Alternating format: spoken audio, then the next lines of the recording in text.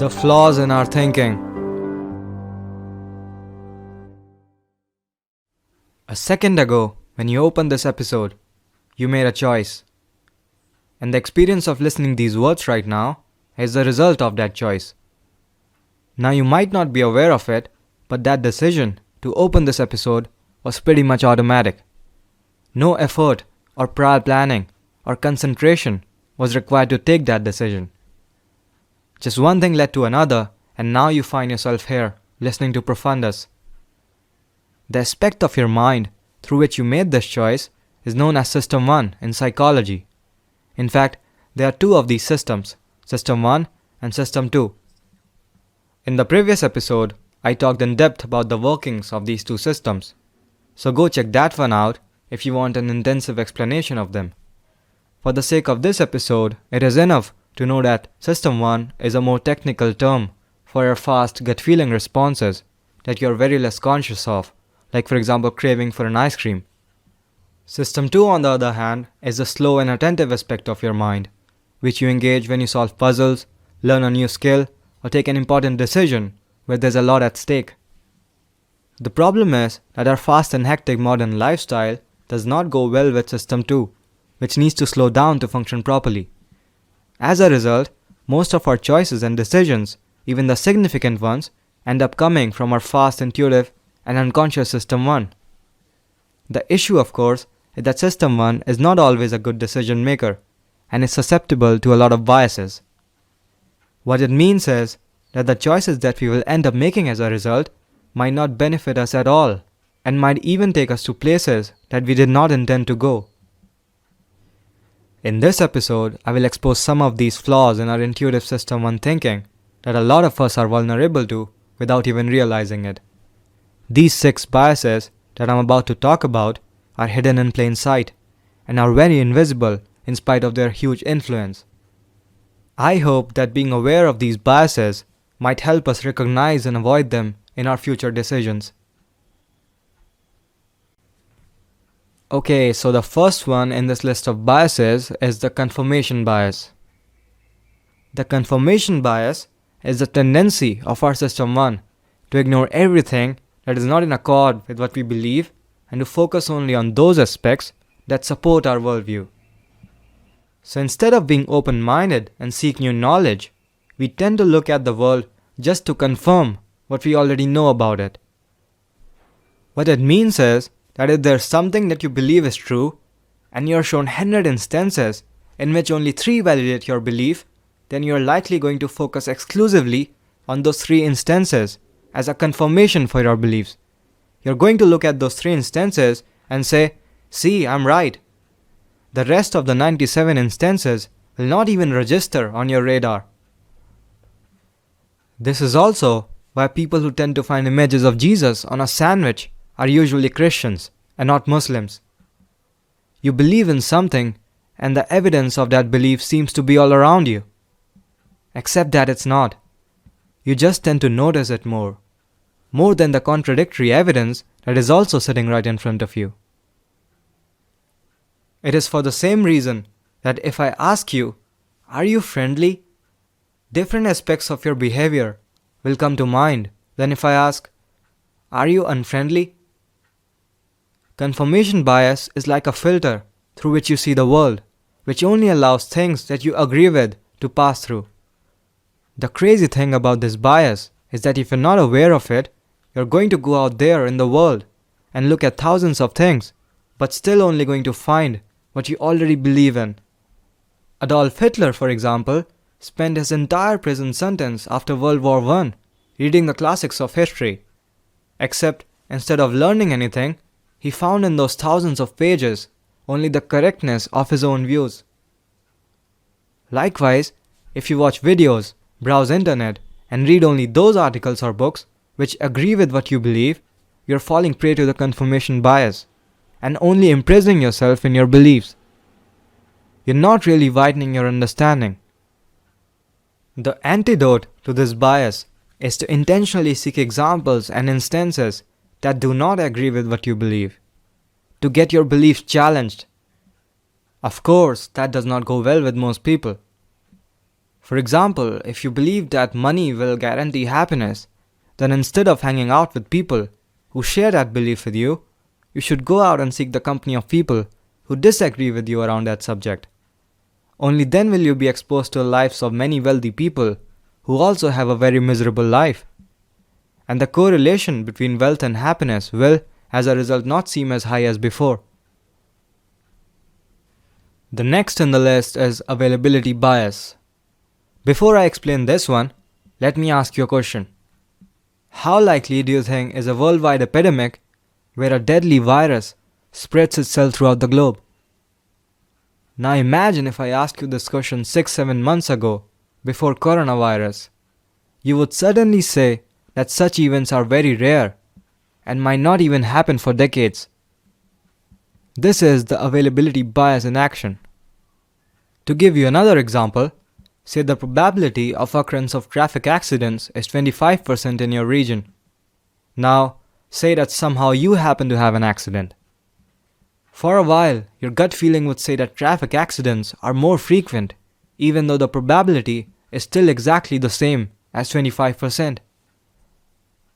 The way this bias works is that we are more likely to exaggerate the frequency of an event when that event is easy to recall from memory, and also more likely to undermine the frequency of an event when it is difficult to recall from memory. Dramatic events that attracts attention and gets more media coverage, like celebrity divorces, come easily to mind, and we are therefore likely to think they happen more often than they actually do. Likewise, personal experiences are easy to recall from memory than incidents that happen to other people, and therefore thought to occur more frequently.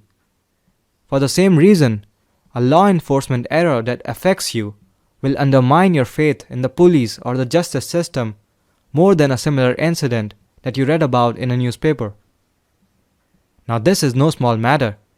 This means that we are likely to give less weight to important issues that we theoretically know are important, but have not been affected by personally, like for example global warming or poverty.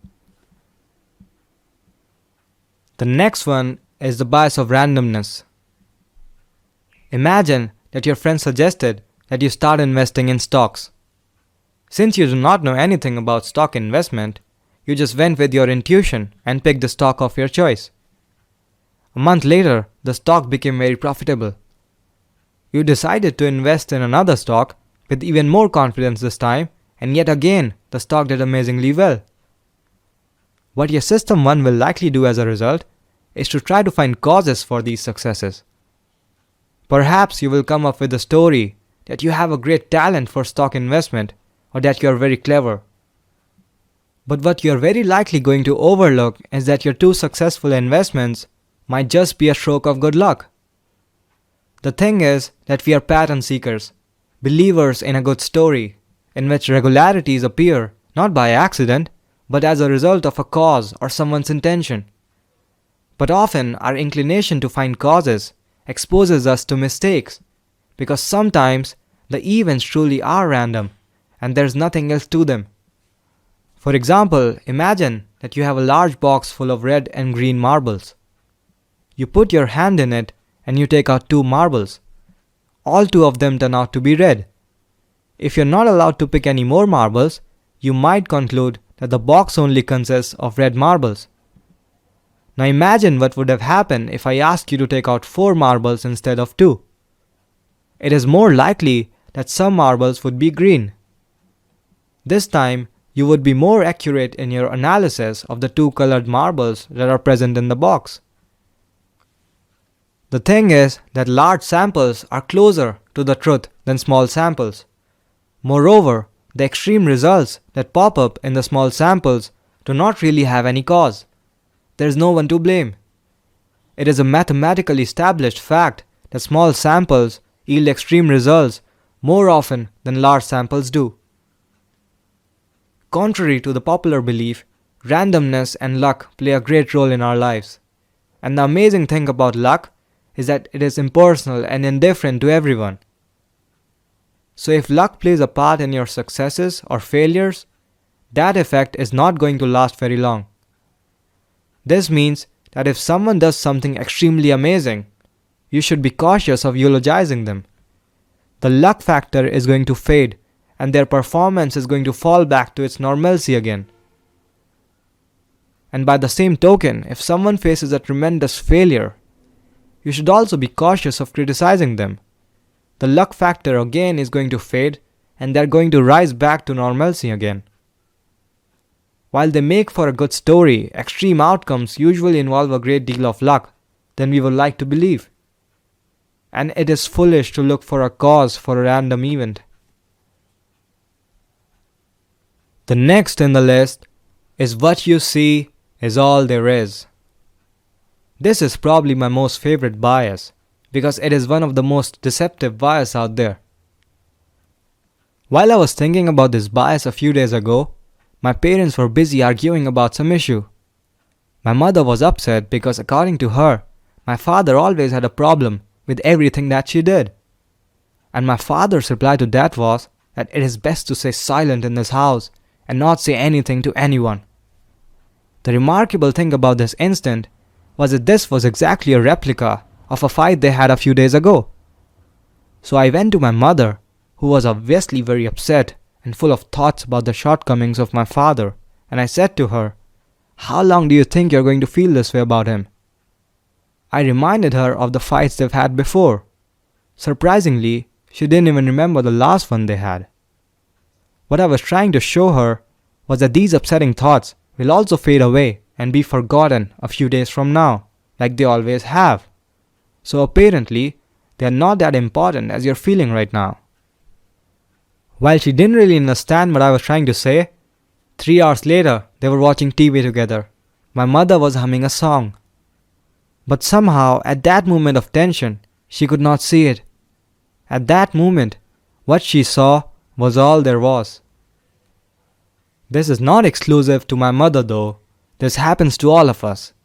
Our mind is full of memories, ideas, and stories, but only a few of them are activated at a particular instant.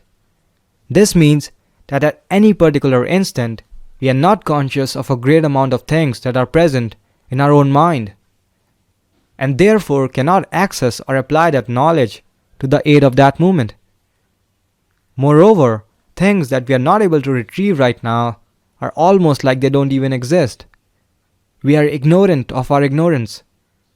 What we are left with as a result is the best possible story, constructed using the ideas currently activated, and a temporary blindness for all other information. At that moment of tension between my parents, the only story that was activated and was running perpetually in my mother's mind was that my father always had a problem with her. She was not conscious of other instances when this was not the case. If this was you and this is all you could see, you too would feel wronged, because at that instant, what you see is all there is. The influence of this bias is immense. Another implication of this bias is overconfidence. Because we are usually conscious of only a small amount of ideas, we use that scarce amount of information to make sense of the things that are around us. The less you know, the easier it is to jump to conclusions and feel confident about a situation. For example, if you pick any two random people who are arguing about something and ask any one of them what this fight is about, he or she will tell you a story, and that story most definitely will make sense. Now, if you decide to agree with this person because he or she just made sense to you, you're falling for the bias. Because surprisingly, if you ask the other guy his point of view, he will also tell you a story that will make sense. In truth, both these stories are true in their own context, and the reason these people are not able to go out of their own context is because what they are seeing is all there is. The point is that if you know both sides of a situation, it becomes more difficult to decide which is right. Knowing little makes it easier to jump to conclusions. Moreover, this bias is not only restricted to ideas and memories, but also to feelings. Because what we see is all there is, the past memories and the future prospects get colored by the feeling of the moment. This means that we are not conscious of how we used to feel in the past and can potentially feel in the future. Everything is colored by the feelings that are present. The antidote to this bias is time and reflection. Take your time to decide and seek the company of someone wiser who can ask you the right questions about the matter at hand, even about the things that you feel very confident about. With time and reflection, you will be able to access what you are now not able to see. The next one is hindsight bias. Oftentimes in our lives, we do not really know what is going to happen next. But when the new surprising thing occurs, we adjust our view of the world to accommodate the new element and forget what we believed differently before this new thing emerged. Imagine yourself before a football game between two teams that have the same record of wins and losses. Now the game is over and one team trashed the other. In your revised model of the world, the winning team is much stronger than the loser, and your view of the past as well as the future has been altered by that new perception. That means that you now believe that the winning team was always better, even in the past. Once you adopt a new view about something, you immediately lose much of your ability to recall what you used to believe before your mind changed. This is the hindsight bias in action. Hindsight bias can have insidious effects on people. Imagine that someone is not serious about his studies and fools around in his entire college semester. His parents and teachers do not like his ways, but he somehow manages to score high. This outcome will almost make it impossible to evaluate his performance properly. In the face of new evidence, we would alter what we believed about his casual behavior earlier and probably reward him for that outcome. We might even start believing that he was always clever to begin with. We would very likely ignore the fact that the process that he adopted to score that high was flawed. Perhaps he just crammed the night before exams or even cheated, and that, in truth, he does not really know how to work hard. Being rewarded for the outcome rather than the process, we are giving the message that it doesn't matter how something is done unless it produces the desired outcome. Moreover, we are prone to criticize honest effort that turn out badly and reward irresponsible risk seekers, such as a politician who took a crazy gamble out of his greed and turned out successful. People who have been lucky are never criticized for having taken too much risk. Instead, they are believed to have had the flair and foresight to anticipate success, and the sensible people who doubted them are seen in hindsight as mediocre, timid, and weak.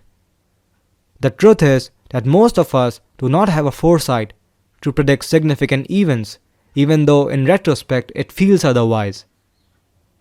The next time you find yourself feeling like you always knew that this or that project would be a big failure, recognize that you might be falling prey to the hindsight bias, because in truth, you could not have foreseen this project's failure if someone asked you that question before that project actually failed.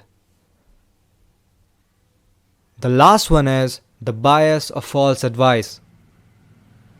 We've all looked up to people for advices many times in our lives, but more often than not, if you have observed carefully, you would have noticed that many of those advices were just common sense answers that we ourselves could have generated very easily.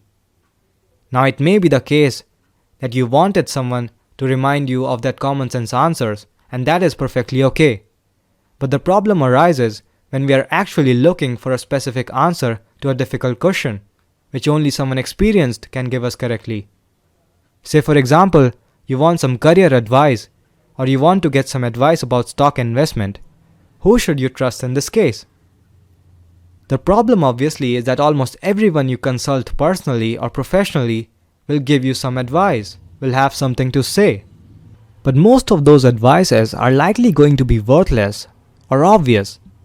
Psychologists have discovered that one should only trust the intuitive advice of someone in two cases. Firstly, if they have a lot of practice in that domain, and secondly, and more importantly, if that domain is regular. Stock advisors, for example, may have a lot of experience in investing, but stock market is fundamentally random. It has no regularities, and therefore you cannot really know anything certain about it from anyone, no matter how long someone has been in that business. because you cannot practice in a random environment. And if you cannot practice, you cannot get better with experience. The world of startups also has a lot of variables. Moreover, each startup is unique, so even though someone has a successful business, you are not likely to learn anything from their journey that will be identical to your own. On the other hand, doctors and surgeons have a more regular world. The way our body functions do not change with time, so their advice tends to be more valuable. The conclusion here is not to give too much weight on the advices of others when the world you are trying to enter has a lot of variables. And a lot of things in our lives, for example, our relationships and our career, are pretty much this way. So no matter how many books you read or how many people you consult, you are only going to learn about a random world by living it. Okay, so this was a list of some of the popular biases in our thinking. Now, of course, there are many ways in which we can deceive ourselves. And trust me, this is just the tip of the iceberg.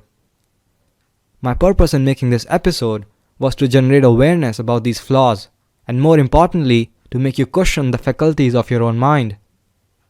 The thing is that the obvious assumptions and beliefs on which many of us conduct our lives are flawed, and in truth, we do not actually know ourselves.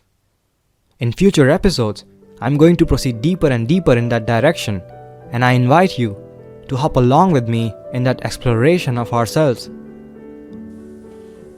So thank you everyone, I really appreciate you staying with me for the entire episode.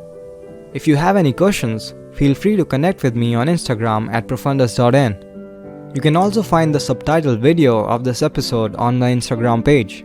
Also, if you like this episode, do not forget to share it with your friends. Thank you for listening to Profundus. This is Rajat signing off. Take care everyone.